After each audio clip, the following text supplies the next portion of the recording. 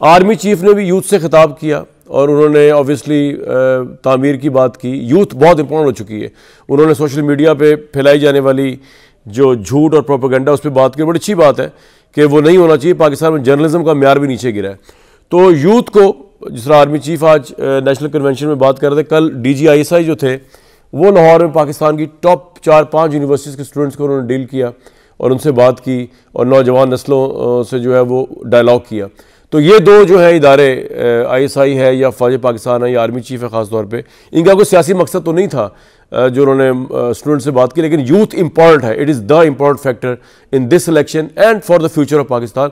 हमने भी पिछले दिनों यूथ के साथ इंटरेक्शन की थी और वहाँ पे ग्राउंड पे पॉलिटिकल टेम्परेचर बड़ा अजीब व गरीब चल रहा है। मेरे साथ परवेश खान साहब मौजूद हैं, बहुत वार्म वेलकम लाहौर स्टूडियोज़ में। अतर काज़मी साहब हैं और आमिर अली सलाना साहब जो हमें ज्वाइन करेंगे। मुझे परवेश साहब इससे पहले दोनों पार्टी सियासत पे हो, बिलावल साहब की सियासत से ऐसा लगा कि वो एक इंसेंटिव, अच्छी बात है, पॉलिटिकली अच्छी बात है और बड़ी अच्छी कैंपेन चलाई उन्होंने, सबसे पहले चलाई और बड़ी अच्छी चलाई है as compare to any other party, कि वो PTI के वर्कर्स को अट्रैक्ट कर रहे हैं कि अगर आप हमें वोट दे दें पीपल्स पार्टी को तो आपसे सियासी इंतकाम ही लिया जाएगा, नवाज शरीफ सियासी इंतकाम लेंगे, हम आपको जो है वो रिलीफ देंगे, हमारे दौर में ना औरतें जेल में रहीं ना कोई नाजायज़ बंदा जेल में रहेगा। मैं ज़रा बिलावल साहब की एक मिनट बात सुनवा के फिर आपसे इसमें जानने की कोशिश करूँगा कि ये क्या एक पॉलिटिकल स्ट्रेटजी है कि PTI के वोटर्स को बिलावल साहब अट्रैक्ट करना चाह रहे हैं ये बता के कि हम आपको रिलीफ देंगे, और क्या वो दे भी सकेंगे कि नहीं? सुनवाएं ज़रा बिलावल साहब को। मैंने तो जी बहुत इंजॉय की स्पीच। पुलिस साहिबा, दो हिस्से इसके, एक तो PTI के वोटर्स को अट्रैक्ट कर रहे हैं ये बता के, डरा के कि नवाज शरीफ जो है वो तो पता नहीं क्या कर देंगे आके।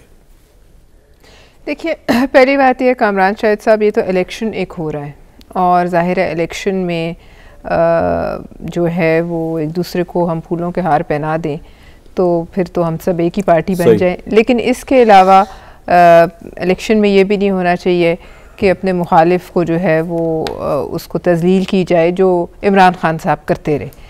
अब चूँकि हमने बहुत अरसे तक इमरान खान साहब के ख़िलाफ़ इकट्ठे एक साइड पर होकर लड़ा है तो शायद ये आपको थोड़ा अजीब लग रहा है। लेकिन देखिए, बात यह है कि चाहे PTI का वोटर हो या कोई भी हो, हर पाकिस्तानी से वोट मांगना किसी भी कैंडिडेट का हक है, किसी भी पार्टी का हक है।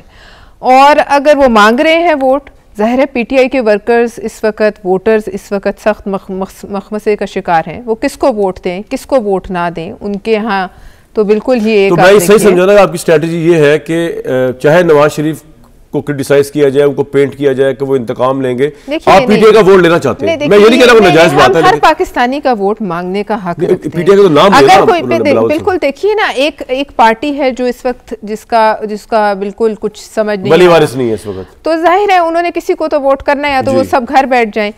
ये स्ट्रैटेजी की बात मुझे इल्म नहीं है कि स्ट्रैटेजी है कि नहीं, लेकिन मैं ये समझती हूँ कि हर, मुझे लगता है स्ट्रैटेजी है, अच्छी बात है, पाकिस्तानी से वोट मांगना चाहिए। दूसरी बात ये है, उसमें एक सवाल और है, एक मिनट, बिलावल भुट्टो के इख्तियार में भी होगा ये कि वो जो रिलीफ की बात कर रहे हैं PTI के लोगों को छूट जाएंगे और कारकुनों पे ये नहीं होगा, ये तो बड़े एंटी स्टेट मुकदमे बने हुए PTI वालों पर, तो ये सिर्फ पॉलिटिकल जज्बात से खेलना ना हो। उन्होंने नहीं कहा जितने लोग किसी एंटी स्टेट एक्टिविटी में, उसको कोई ओन नहीं करेंगे, ना हम ओन करेंगे, ना बिलावल साहब ओन कर सकते हैं, ना 9 मई का कोई भी मुजरिम जो है वो किसी भी हमारी पार्टी की सफ़ में, उसके लिए जगह नहीं। लेकिन देखिए, बात यह है कि जो मियाँ साहब की पहले दिन से, ज़ाती तौर पे मैं मियाँ साहब की एज ए लीडर बड़ी इज्जत करती हूँ, वो इस मुल्क के बड़े लीडर हैं, इसमें कोई शक नहीं, वो रुतबार हैं, लेकिन उनके सियासी फैसलों पे तनकीद करना हमारा हक है, ज़ातियात पे तनकीद करना हमारा हक नहीं है। जैसे इमरान खान साहब ने जो इस मुल्क की सियासत में जो वो ज़बान इस्तेमाल की, जिस किसी की पगड़ी ना सलामत छोड़ी, उसमें और इस सियासत में बिलावल साहब की बहुत फर्क है। मैं कंपैरिजन ड्रॉ कर नहीं, लेकिन मैं आपसे ये कह रही हूँ कि मियाँ साहब की अपनी गुफ्तगू आप सुने पहले दिन से, हो सकता है आपको क्यों लगता है कि नवाज शरीफ जो है वो अभी भी इतना ज्यादा, देखे ना जो एनालिसिस किया है बिलावल साहब ने, चले तहरीक साहब की बात तो हो गई कि जी इनको नहीं छोड़ेंगे, कि नवाज शरीफ इनको नहीं छोड़ेंगे इक़्तिदार में आके, ये जिनको लेके आए यानी कि एस्टैब्लिशमेंट, उनको नहीं छोड़ेंगे, जजों को नहीं छोड़ेंगे, ये सिर्फ पॉलिटिकल पॉइंट स्कोरिंग के लिए कहा है, क्योंकि वाकई आप बिलीव करते हैं कि नवाज शरीफ एक फ़िरौन बन के आ रहे हैं।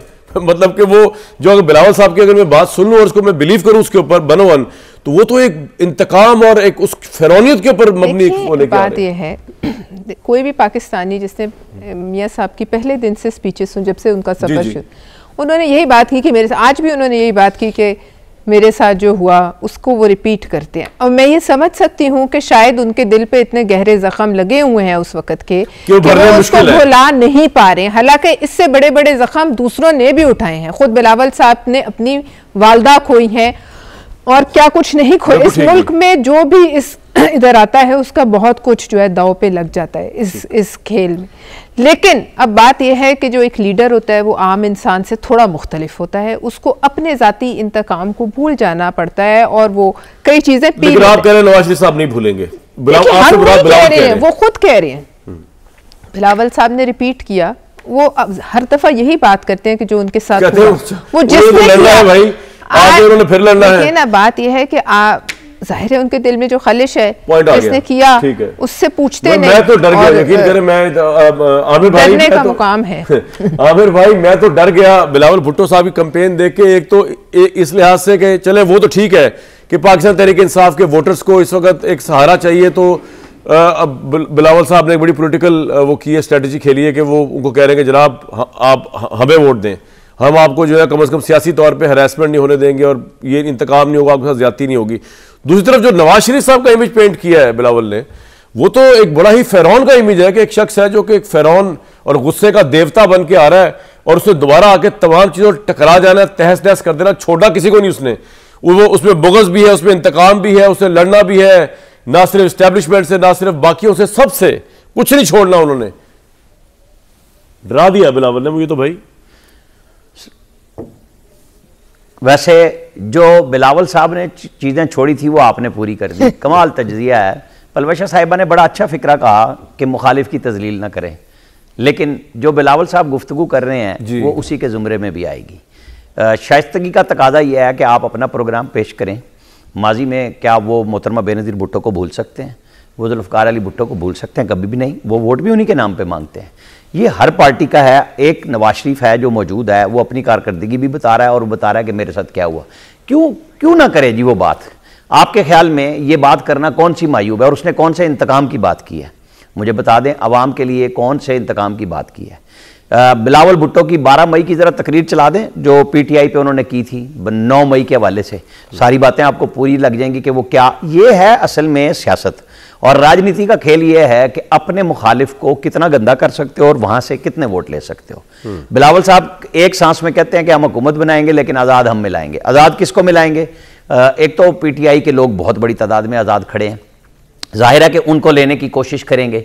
अपने कितने लाएंगे, ये आज़ाद कितने जीतेंगे, कोशिश वही है कि PTI के वोटर को राग़िब किया जाए। उन्हें डराव हो रहे हैं कि जनाब पता नहीं नवाज शरीफ क्या कर देगा। नवाज शरीफ वो शख्स है जिस पे धरने हुए, जिसे पता था 2014 में उसने पूरी पीपल्स पार्टी, उसने JUI, तमाम लोगों को अपने साथ पार्लियामेंट में बिठाया और आखिरी दिन तक अपोजिशन में होने के बावजूद सबको साथ लेके चला। मेरे ख्याल में इससे ज़्यादा जो सियासी तौर पे लोगों को साथ लेने की रिवायत नवाज शरीफ ने सामने रखी है, किसी ने इतनी लंबी नहीं की। फिर शहबाज शरीफ के साथ तो ये साथ बैठे थे। अब वो सियासत है ही यही खेल के जिस आमिर साहब ने एक बात बताई आपको, आपने जो बात की हमें पानी दो आज़ाद मेंबर्स वाली, आप ये बात सही कह रहे हैं, ये आपने बड़े अच्छी तरह इशारा कराया।